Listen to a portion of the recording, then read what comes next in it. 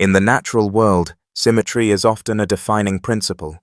From the bilateral balance of animals to the structural harmony of biological systems, evolution tends to favor equilibrium. Humanity, observing this pattern, has applied symmetry across architecture, engineering, and design. Yet among the most complex and powerful machines ever created, the aircraft carrier, this rule is strikingly broken. One of its most critical structures, the command tower or island, is almost always positioned off-center, leaning distinctly to the right. This is not an aesthetic choice, nor is it arbitrary. It is the result of decades of operational experience, engineering compromise, and deeply rooted maritime tradition. To understand this asymmetry, we must begin with a simple but profound military principle. If you want to disable a powerful system, you target its brain. On an aircraft carrier, that brain is the island structure. It houses radar systems, navigation control communications arrays, and the personnel responsible for orchestrating every movement on and above the deck. Without it, the carrier becomes effectively blind and disoriented, a massive hull with limited combat capability. Despite their immense size and layered defenses, escort ships, submarines, and airborne surveillance aircraft carriers are not invulnerable. Penetrating their defensive perimeter is extraordinarily difficult, but even if an attacker manages to land a strike, sinking the vessel outright is unlikely. However, disabling its operational capacity is another matter entirely. If the island is compromised, the carrier may no longer be able to launch or recover aircraft efficiently. And without its air wing, the carrier loses the very essence of its power projection. Interestingly, this crucial structure was not part of the earliest aircraft carrier designs. The first true carriers featured completely flat decks, optimized to maximize space for takeoff and landing operations.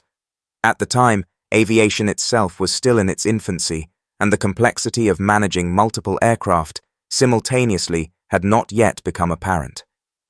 There was no perceived need for a permanent elevated command structure. As naval aviation evolved, however, the limitations of this approach became clear. Coordinating multiple aircraft required visibility communication and centralized control. Officers responsible for directing flight operations needed a high vantage point, free from obstructions, where they could monitor the deck and surrounding airspace. Pilots, too, began to recognize the value of a visual reference point during landing. A fixed structure on the deck provided a critical spatial cue, helping them judge altitude and alignment more accurately. Thus, the concept of the island emerged, a structure akin to an air traffic control tower on land, but adapted for the dynamic and hazardous environment of a moving ship. Designing such a structure was not particularly difficult. The real challenge lay in determining where to place it. At first glance, positioning the island at the center of the deck might seem logical. A central location would allow for balanced weight distribution and symmetrical design. However, even preliminary analysis quickly revealed significant drawbacks. Placing a large structure in the middle of the flight deck would effectively split it into two narrow lanes, severely limiting the space available for aircraft operations. To compensate, the ship would need to be widened, increasing weight and reducing efficiency without offering meaningful operational benefits. Moreover, a central island would complicate visibility and coordination. Flight controllers would need to divide their attention between two separate areas, increasing the risk of miscommunication and delays. For pilots, the presence of a large obstruction directly in the landing path would be even more problematic. It would disrupt airflow, create turbulence, and obscure critical visual cues during the most delicate phase of flight landing. In naval aviation, safety is paramount. Every design decision must minimize risk, especially during takeoff and landing, where even minor errors can have catastrophic consequences. The central island design clearly violated this principle and was quickly abandoned. This left engineers with two viable options, placing the island on the left port side or the right starboard side. The eventual dominance of the starboard configuration was influenced by a combination of historical precedent, human factors, and aerodynamic considerations. To fully appreciate this choice, we must look beyond aviation and into the broader history of maritime navigation. For thousands of years, vessels have been steered from the right side. This tradition dates back to the earliest rowboats, where the majority of operators, being right-handed, naturally used their dominant hand for steering. Over time, this practice became standardized. Rudders steering oars and later helm stations were consistently placed on the right side of the vessel. Cultural factors reinforced this convention. In many societies, the right side was associated with good fortune and proper conduct. Boarding a vessel from the right was considered auspicious, much like stepping forward with the right foot in various cultural rituals. These beliefs, while seemingly minor, contributed to the persistence of right-side dominance in maritime design. As global trade expanded during the Age of Exploration, the need for standardized navigation rules became critical. Ships from different nations needed a common framework to avoid collisions. One of the most important rules established was that vessels should pass each other on the right. This principle, still in use today, mirrors the traffic systems of many modern countries. With steering and navigation firmly rooted on the right side, it was only natural for command structures to follow. When aircraft carriers were developed, designers inherited this legacy. Placing the island on the starboard side aligned with centuries of maritime practice, making it the intuitive choice. However, tradition alone does not explain everything. As we will explore further, scientific testing and real-world experience revealed that this configuration also offered significant advantages in terms of flight dynamics and operational safety. The story of the aircraft carrier island is not merely one of engineering.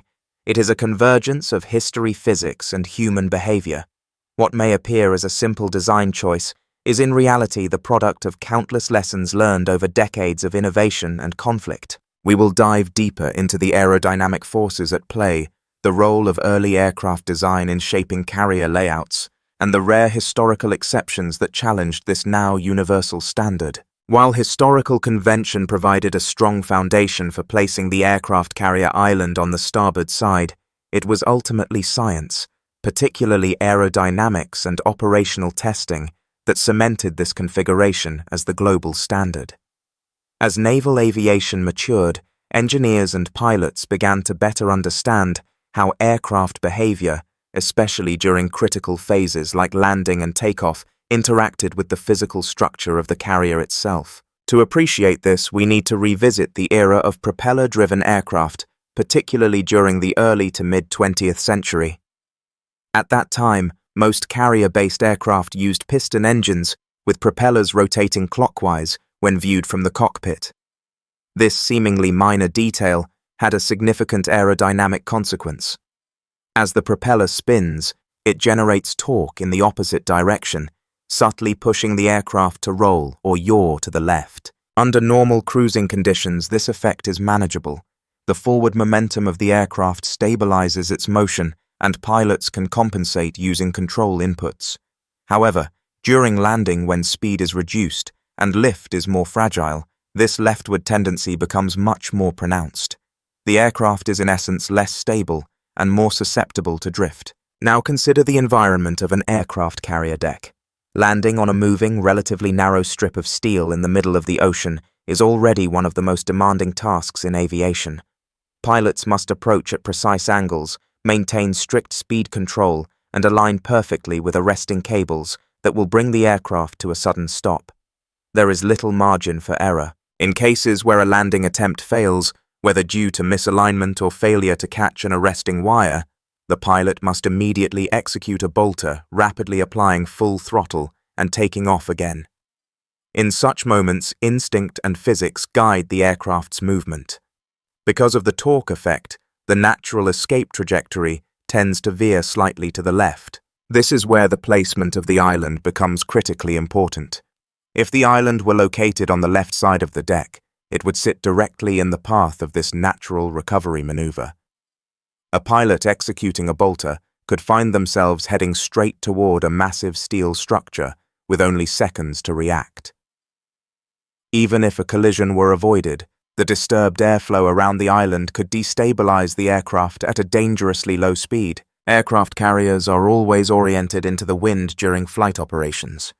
This creates a steady grian of air moving along the deck, effectively increasing lift and reducing the distance required for takeoff and landing. However, the presence of a large structure like the island disrupts this airflow, generating turbulence and vortices in its wake. If the island is positioned on the port side, these turbulent OD currents would interfere directly with the aircraft's landing and takeoff path, especially during a bolter, when the aircraft is already in a vulnerable state. Even a brief encounter with unstable air at low altitude can lead to loss of control, and at such proximity to the deck, recovery may be impossible. By placing the island on the starboard side, designers effectively move this cutter zone away from the primary flight path. The left side of the deck remains relatively soft and unobstructed, providing a safer corridor for both landing and emergency maneuvers. This configuration reduces aerodynamic interference and aligns with the natural behavior of the aircraft, creating a more forgiving operational environment. These insights were not purely theoretical.